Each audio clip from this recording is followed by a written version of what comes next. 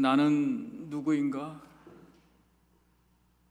나의 자신상, 정체성, 영어로는 identity.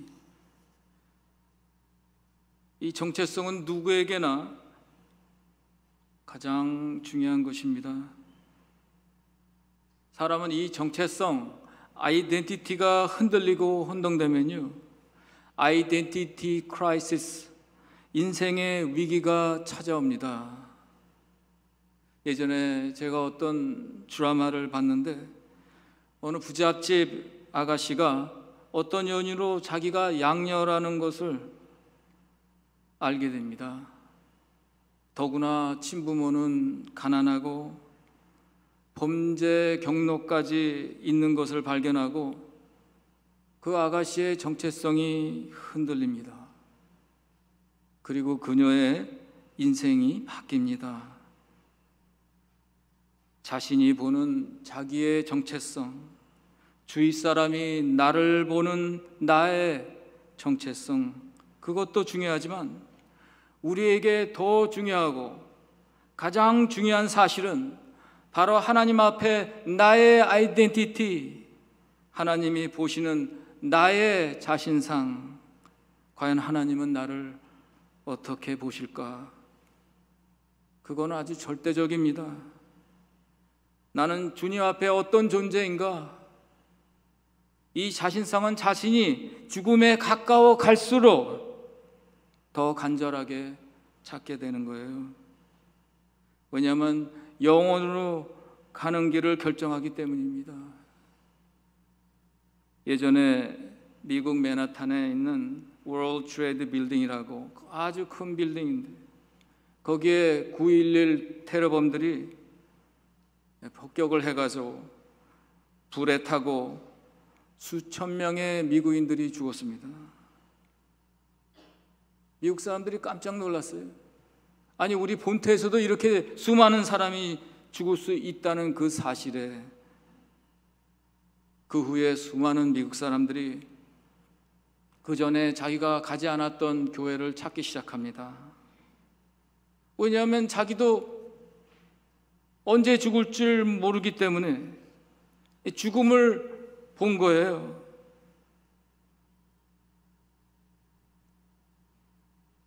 열심히 가족을 위해서, 자기 경력을 쌓기 위해서, 돈을 위해서, 자신의 꿈을 이루기 위해서, 먹고 살기 위해서 정신없이 살아왔는데 이 9.11 참사가 터지고 난 뒤에 주위 사람이 죽어가는 것을 보고 위기감이 든 거예요. 그동안 잊고 있었던 나의 정체성, 나의 아이덴티티가 궁금해지는 거예요. 도대체 나는 그 영원하신 하나님 앞에 어떤 존재인가? 그래서 그동안 안 가던, 잊고 있었던 교회를 찾은 겁니다. 여러분, 그 몰려드는 사람들로 인해서 제가 그때 그 근처에 있었는데 어떤 교회는 앉을 자리가 없을 정도로 꽉 찼었다고 얘기합니다. 오늘 본문은 예수님의 가르치심입니다. 예수님은 오늘 티칭에서 두 사람을 등장시키십니다. 하나는 바리새인이요, 또 다른 사람은 세리입니다. 이 사람들도 그 9.11 참사 때문에 교회를 찾아갔던 그 수많은 미국 사람들처럼 자신의 진실을 보기 위해서 성전으로 올라갑니다. 예수님은 둘 다 기도하러 갔다고 얘기하세요. 우리가 성경을 해석할 때는요, 그 글을 쓴 상황과 그 시대로 다시 돌아가서 그 문화의 퍼스펙티브로, 그 문화의 관점으로 그 뜻을 해석해야 됩니다.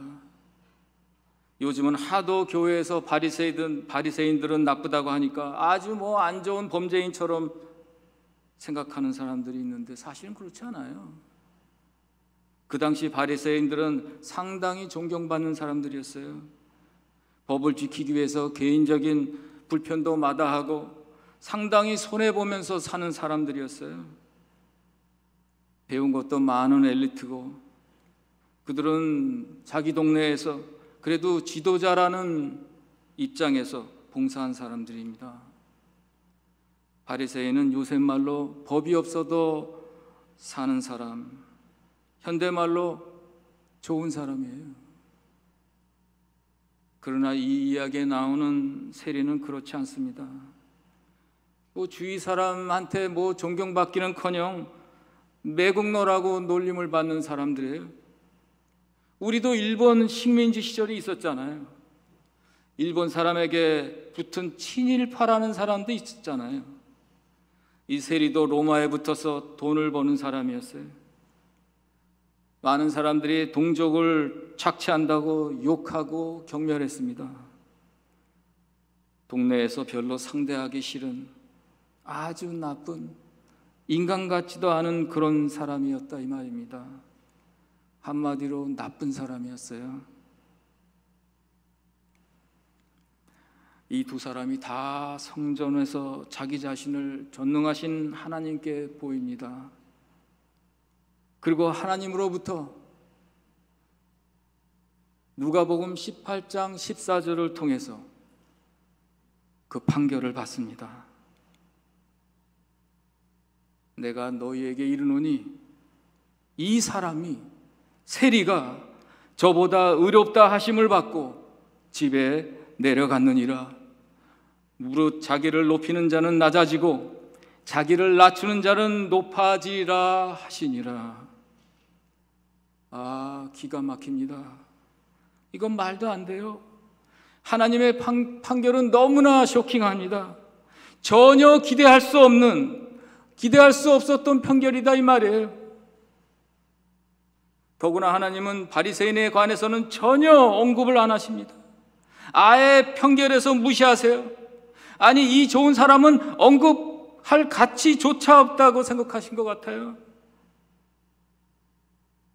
그러나 세리는 전혀 자기가 상상치 못했던 그런 판결을 받습니다. 의롭다 하심을 받았느니라. 하나님 앞에서 이 나쁜 사람이 의롭다 하심을 받고 더 나아가서 높아지는 자리까지 올라갑니다. 도대체 어떻게 된 걸까요? 도대체 무엇이 잘못된 겁니까? 한 사람은 완전히 무시당하고 한 사람은 엄청난 하나님의 은혜와 축복을 받습니다. 도대체 어떻게 이런 판결이 나오게 된 걸까요? 여러분, 같이 그 이유를 말씀을 통해서 찾아보기를 원합니다. 누가복음 18장 11절과 12절을 읽으면 바리새인은 서서 따로 기도하여 가로되 하나님이여 나는 다른 사람들 곧 토색, 불의, 간음을 하는 자들과 같지 아니하고 이 세리와도 같지 아니함을 감사하나이다. 나는 일주일에 2번씩 금식하고 또 소득에 11조를 드리나이다. 이 좋은 사람, 이 괜찮은 사람은 하나님께 이야기하는 거예요. 주님 감사합니다. 정말 감사해요. 나는요, 저기 오른쪽에 있는 사람처럼 사기 안 쳐요. 저기 왼쪽에 있는 사람처럼 간음 안 해요. 저 끝에 있는 사람처럼 혐오감 주지 않아요. 나는 그런 사람 아닙니다. 나는 저 사람처럼 남의 돈 빌리고 안 갚지 않아요. 나는 저 사람처럼 불의를 범하지도 않습니다. 나는 저기 서 있는 저 세리와 같이 파렴치한 나쁜 인간이 아니기에 정말 감사합니다. 정말 감사합니다. 주님, 내가 누굽니까? 나는 일주일에 2번씩 금식하지 않습니까? 11조도 성전에 바치지 않습니까? 나는 성전을 위해 그 누구보다도 많이 공헌하지 않았습니까? 여기 오는 사람들보다 더 많이 성경을 읽지 않았습니까? 그래서 하나님 정말 감사해요. 정말 감사합니다. 도대체 이 바리새인, 이 괜찮은 사람, 이 좋은 사람은 무엇이 감사하단 말이겠어요? 이 사람은 사실 하나님께 감사할 것이 없어요. 결국 이 사람이 필요했던 거는 자기가 짓밟을 사람이 필요했던 거예요. 희생자가 필요했던 거예요. 그는 자신의 아이덴티티를 진실을 통해서 만들고 세우는 것이 아니라 부정적인 방법으로 다른 사람을 밟고 서서 세우는 거예요. 하나님, 나는 저런 사람들이 아닙니다. 자기 자신을 하나님 앞에 보이는 것이 아니라 다른 사람들을 제물로 삼고 자기의 이미지를 세우는 거예요. 여러분, 나는 이 괜찮은 사람이 왜 그런지 나는 그 이유를 압니다. 여러분들도 알 거예요. 여러분, 그 바리새인은 자기 자신의 내면을 보고 싶지 않은 거예요. 자기 마음을 깊이 바라본다면 거기에는 수많은 죄와 상처와 낙심과 증오와 미움과 불결한 것과 열등감과 교만과 수치가 가득히 들어가 있었기 때문에 그래요. 그걸 바라본다는 것은 엄청난 고통이고 엄청난 수치이기 때문에 그래요. 도저히 자기 마음을 참아 쳐다볼 수가 없는 거예요. 그것을 꺼내서 하나님 앞에 내놓을 수가 없는 거예요. 결국 자기는 좋은 사람이잖아요. 괜찮은 사람이잖아요. 로마서 3장을 보면 이 세상 모든 사람이 다 죄 아래 있다고 하나님은 선언하십니다. 이 세상에 의인은 없나니 하나도 없나니 선을 행하는 자는 없나니 하나도 없나니 저희 목구멍은 열린 무덤이요 그 입술에는 독사의 독이 있고 저희 눈앞에 하나님을 두려움이 없느니라. 예레미야 19장 9절엔 우리의 마음은 거짓되고 심히 부패했노라고 증언합니다. 여러분, 누가 나의 죄와 내 마음속에 있는 그 불결한 것, 그 부패한 것들, 그 은밀한 죄들을 다 찾아내서 큰 두꺼운 종이에 빽빽히 적어서 가슴에 붙이고 거리에 나가라고 한다면 그 누가 나가겠습니까? 나도 못 나가요. 여러분, 미국에서 레리 킹 라이브라는 프로그램이 있습니다. 수십 년 동안 가장 인기 있는 프로그램이었어요. 이 프로그램은요, 세상에서 가장 유명한 사람을 초대해서 인터뷰하는 프로그램이에요. 어느 날 그 프로그램을 진행하는 레리 킹이라는 사람이 자기 프로그램에 빌리 그레이엄 목사님을 초대했어요. 그리고 인터뷰하는 거예요. 그 대화 중에 빌리 그레이엄 목사님은 인터뷰 중에 이런 말을 합니다. 그래서 저도 열심히 쳐다보고 들었죠.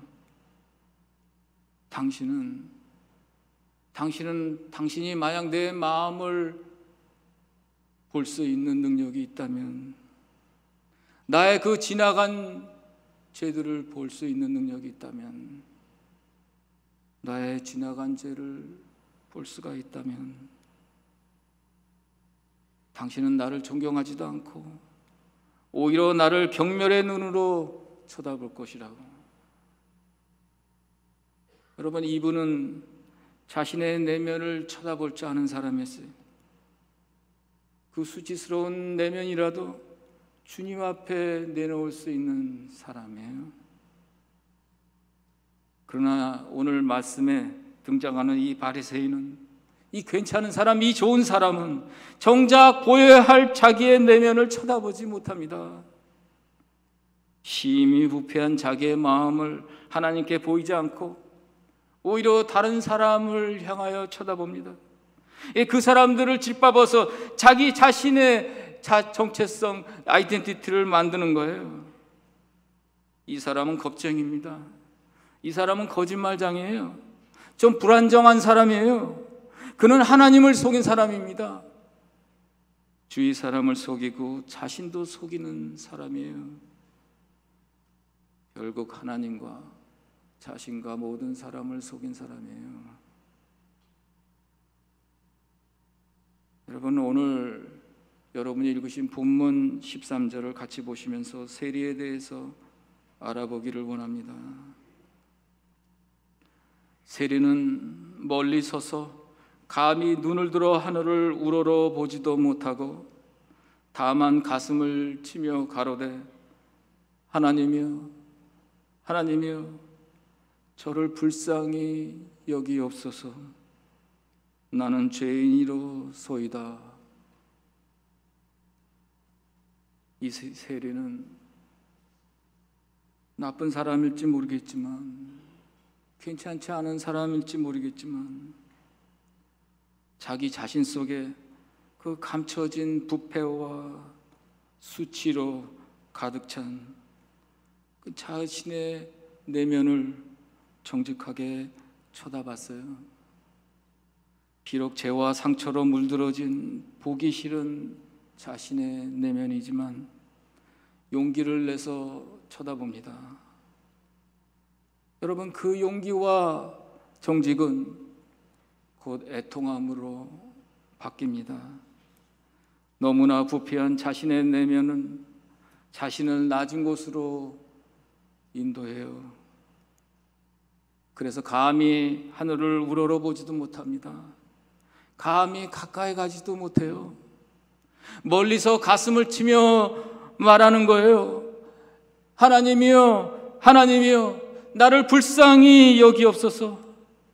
나는 죄인이로소이다. 그는 하나님께 그 괜찮은 사람, 그 좋은 사람, 그 바리새인처럼 다른 사람을 바친 게 아니라 자기 자신을 바친 거예요. 적어도 자신의 그 은밀한 죄의 수치를, 죄의 상처를, 죄의 역사를 쳐다보고 주님께 보여드린 사람입니다. 숨김없이 고백한 사람이에요. 이때 하나님은 이 나쁜 사람 세리를 편결하시면서 의롭다함을 선언하십니다. 영어로 justification. 여러분, 이 justification이 무슨 뜻인지 알아요? 그것은 다른 사람의 아이덴티티를 내가 있는 거예요. 예수님의 아이덴티티가 나의 정체성이 되는 거예요. 우리 주님의 의로운 정체성이 여러분의 정체성이 되는 거예요. 비록 우리는 죄인이지만 예수님의 피가 우리를 깨끗게 하시고 우리가 그분의 의를 믿는다는 거예요. 우리의 정체성이 그분의 정체성으로 바뀌는 엄청난 영적 전환인 거예요. 전환의 축복입니다. 예전에 제가 캘리포니아에서 목회할 때 내가 섬기던 교회에 젊은 전도사님이 찾아온 적이 있었어요. 그래서 나에게 부탁을 하는 거예요. 목사님, 내가 친구가 하나 있는데요. 교회 전도사예요. 그런데 이 친구가 좀 우울한 것 같아요. 요새 삶의 의욕도 없는 것 같아요. 교회도 일도 때려치고 그저 세상으로 나가고 싶어 해요. 왜 그런지 모르겠어요. 한번 만나서 목사님이 상담 좀 해주세요. 그래서 내가 그렇게 하겠다고 그리고 그 전도사님한테 전화로 예약해서 그 전도사님을 식당에서 만나봅니다. 그 전도사님은 신학교에서 몇 과목을 이수하고 교회에서 전도사로 봉사하고 있더라고요. 그런데 대화를 하고 신앙 이야기를 해보니까 이 젊은 사람이 아직 예수님을 만나지 못한 사람이더라고요. 그래서 그렇게 혼돈의 생활을 가고 있었던 거예요.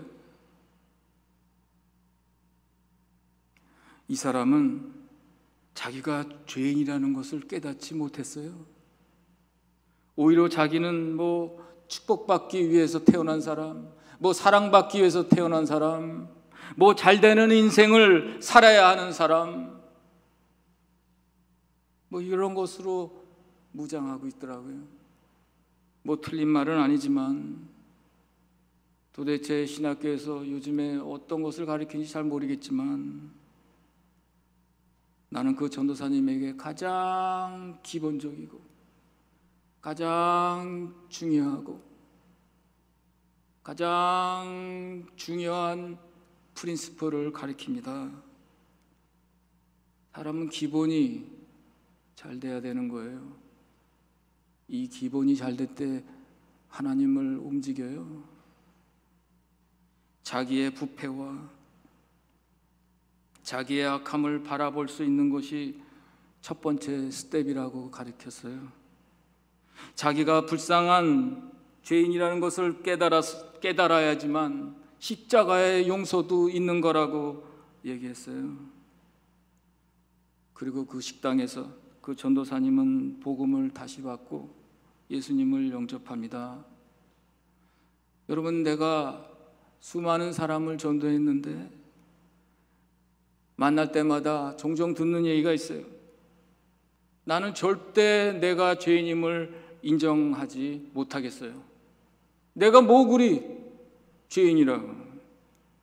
그래도 나 괜찮은 사람이에요.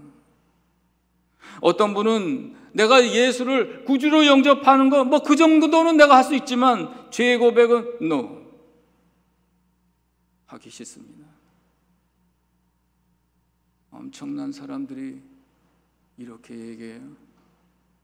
그때마다 느끼는 거는 이 세상은 오늘 등장하는 그 괜찮은 사람, 그 좋은 사람, 그 바리새인 같은 사람으로 꽉 찼구나.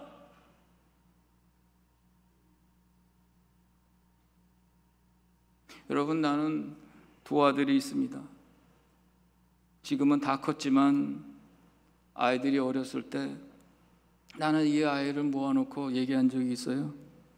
진실을 알렸어요. 너희들의 이 육신의 아빠는 죄인이라고. 비록 크리스찬이지만 죄를 매일 짓고 살 수밖에 없는 사람이라고. 흠이 많기에 너희들에게 잘 못할 수도 있다고. 그때마다 이 아빠를 용서해 달라고. 그리고 또 한마디 합니다. 너희들도 죄인이야. 그게 너희들의 자신상이야. 너희가 아무리 크리스찬이라도 그리 선하지 않아. 죄를 지을 수밖에 없는 거야. 너희들도 죄성이 있기에 그 죄가 time to time, 때마다 너희의 그 부패한 내면으로부터 내뿜어 나올 수 있는 거야. 그래서 할 수 없이 너희를 위해서 이 아빠가 책임감으로 회초리로 때려야 되는 거야. 다 너희들을 위해서 하는 거야. 그리고 어느 날 이 두 아이들이 잘못한 때가 있었어요. 그래서 이 두 아이들을 불러 모았죠. 회초리를 들고 말이죠.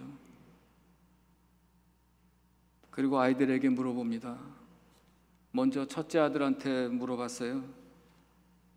몇 대를 아빠가 때려줘야 되니? 내가 몇 대를 때려줘야지 네가 네 그 죄성을 통제할 수 있겠냐? 아빠는 정말 때리기 싫은데 너희들 자기 셀프 컨트롤 하라고 때리는 거야. 그러니까 첫째는 스마트하게 아빠 한 대. 한 대면 충분해. 그냥 한 대만 때려. 그래서 한 대를 때렸죠. 그리고 둘째한테 물어봅니다. 몇 대 때려줘야 돼? 그러니까 둘째는 아빠 나 10대 때려줘. 10대? 야, 아빠는 지금 직장에서 할 일도 많고 얼마나 피곤한데, 야, 10대나 때리는 노동을 아빠가 해야 되냐? 그래도 10대를 때려달래요. 왜? 너희들을 위해서 아빠가 오늘도 노동하는구나. 그리고 10대를 때려줍니다. 둘째는 그 10대를 맞고 난 다음에 시원하다. 이제 내 죄성을 좀 컨트롤할 수 있겠네. 내가 보통 나쁜 놈이 아니거든. 내가 보통 죄성이 강한 사람이 아니거든. 이제 좀 통제될 것 같아, 아빠. 땡큐. 여러분, 우리가 서로 자신의 자신상을 알게 되면요, 우리는 자유하는 거예요. 여러분, 이 두 아이는요, 자라면서 그 흔한 사춘기도 없었어요. 여러분, 창세기 8장 21절에 사람의 마음에 계획하는 바가, 생각하는 바가 어려서부터 악함이니라. 여러분, 어린아이도 죄성이 있고 죄를 내뿜을 수도 있는 거예요. 여러분, 내가 얼마 전에 아내가 TV를 보고 있길래 나도 잠시 본 적이 있습니다. 문제 있는 아이를 정신과 의사가 상담하고 있더라고요. 그때 그 의사가 이상한 말을 합니다. 내가 봐도 그 아이가 죄를 내뿜고 있는데, 보고 있는 사람들한테, 그리고 그 아이의 부모들에게, 그 아이는 훌륭한 아이예요. 그리고 모든 잘못은 다 부모가 하고 있다고 얘기합니다. 말도 안 되는 말을 보고 있는 관중이나 부모들한테 얘기하니까 그 사람들이 대단하게 경청하더라고요. 그리고 그 의사는 아이를 교정하는 방법으로 브라이빙, 꼭 뇌물로 매수하는 듯한 느낌이 나게 하더라고요. 달래고 아이 눈치 보고, 저거 다 뭐 하는 거야? 의사가 크리스찬이 아니라서 정체성에 혼동이 있나? 전 더 이상 보고 싶지 않더라고요. 여러분, 예전에 크리스찬 신문을 읽은 적이 있었습니다. 거기에 목사님이 신앙 상담하는 컬럼이 있어서 한번 읽어봤어요. 상담을 요청한 분은 교회에 나가는 크리스찬이었습니다. 그분이 목사님한테 물어보는 거예요. 목사님, 난 예수님을 이미 오래전에 영접한 크리스찬입니다. 교회도 오랫동안 나갔고 지금도 잘 나갑니다. 그런데 왜 나의 영적 삶은 왜 이렇게 메말라져 있나요? 왜 나의 영적 삶은 왜 메말라 가고 있는지 모르겠어요. 내 인생에 하나님은 멀리 계시는 것 같아요. 기도를 해도 하나님을 경험할 수가 없어요. 왜 그런가요? 그때 연세가 많으신 상담 목사님은 그 답장에서 이유는 여러 개일 수 있지만 하나의 제안을 하겠다고 얘기하십니다. 성도님, 다른 곳을 찾지 말아요. 한번 자기 자신의 마음속을 깊이 바라보세요. 혹시 그 속에서 내놓고 싶지 않고 인정하고 싶지 않은 죄, 외면하고 있던 죄, 그런 죄가 있다면 고백하시고 주님과 멀어진 관계를 회복하세요. 답이 얼마나 간단 명료한지 몰라요. 나는 그 답을 읽고 well said, 참 좋은 말씀이라고 생각했습니다. 사실 그 성도님은 나일 수도 있어요. 장로님일 수도 있어요. 여기 앉아 계신 집사님일 수도 있어요. 교회에서 괜찮은 사람일 수도 있어요. 좋은 사람일 수도 있어요. 그러나 하나님과 멀어요. 하나님과 관계가 예전 같지 않아요. 자기도 모르게 하나님과의 관계에서 담을 쌓고 있던 거예요. 그래서 목사님은 가르쳐 주는 거예요. 관계 회복은 고백으로부터 시작된다고. 죄의 고백은 죄와의 전쟁을 선포하는 거라고. 그리고 주님과의 막힌 담을 허무는 거라고 가르쳐 주는 거예요. 사실 수많은 사람들은 자기의 영적 삶이 메말라가는 것도 몰라요. 왜 자기가 하나님을 경험 못하는지도 알고 싶어 하지도 않아요. 왜 자기 인생에 하나님이 주시는 기적이 일어나지 않는지도 모르고 알고 싶어 하지도 않아요. 왜 하나님의 은혜가 내 인생에서 사라졌는지 관심도 없어요. 언젠가 아들이 나에게 와서 잘못했다고 한 적이 있었습니다. 용서를 구하는 그 아들이 너무 신기한 거예요. 그거 너무 귀하잖아요. 원래 그렇게 하는 게 비정상인 거 아니에요, 이 세상에서. 그러니까 너무 이쁜 거예요. 그래서 나는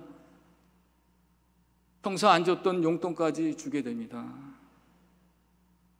그러고 보니 아버지는 주고 싶은 거예요. 그때 나는 깨닫습니다.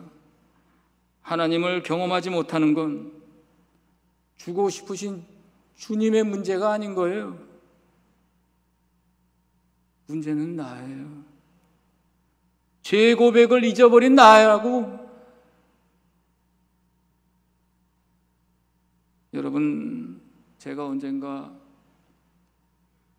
샤워를 하는데 그 오래된 샤워헤드에서 물이 찔끔찔끔 나오는 거예요. 샤워를 못 하겠어요. 뭐 찔끔찔끔 나오는데. 그래서 그 샤워헤드를 돌려서 빼서 바닥에다 탁탁 쳤더니 조그만 돌들이 쏟아지더라고요. 여러분, 하나님이 주시려는 축복의 물은요, 그 자그마한 돌 때문에 흐르지 않는 거예요. 그 자그마한 돌은 바로 여러분의 죄예요. 오랫동안 건들지 않았던, 타치하지 않았던, 금기사랑이었던 그런 죄예요. 사실 괜찮은 사람, 좋은 사람의 죄는 작아요. 잘 보이지도 않아요. 은밀해요. 지나칠 수 있는 것들이에요. 깊은 곳에 있어서 잘 보이지도 않아요. 그것 때문에 하나님의 쏟아주시는 축복의 물이 흘러내리지 않는 거예요. 여러분, 내가 그 돌을 빼서 샤워헤드를 다시 켜고 물을 트니까 엄청난 물이 쏟아지더라고요. 정말 샤워할 만 하더라고요. 인생 살만 하더라고요. 여러분, 하나님의 은혜는 이렇게 쏟아지는 거예요.